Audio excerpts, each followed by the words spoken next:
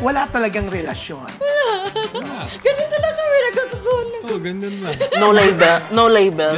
Pero si Imit parang parang talagang pinapaano niya, talagang may hawak pa siya, gumit pa siya, gano'n. Para patunayan na there's something. Wala. Wala, hindi matagal. Lagi namin... Pero nag-I love you siya sa'yo. I'm sure hindi ka nag-I love you sa kanya.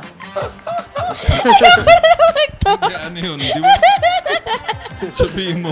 Ano? I mean, I feel like... Sandali, ikaw muna, Emil, nag-I love you ka sa kanya. Ano sabi sa'yo?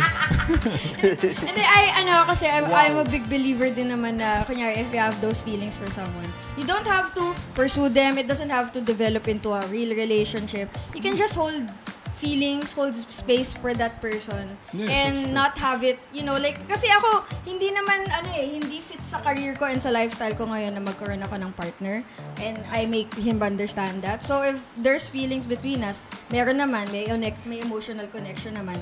That's not something that we feel the need to develop further. Ganun dyan lang siya. Ang bongga sa magod ni Salome, ano? Parang platonic. Kailangan talbugan mo yung sagot niya. Hindi, kami, meron kaming sexual relationship din. So, it's like, hindi. Connection. There's a connection, pero walang label. Open label.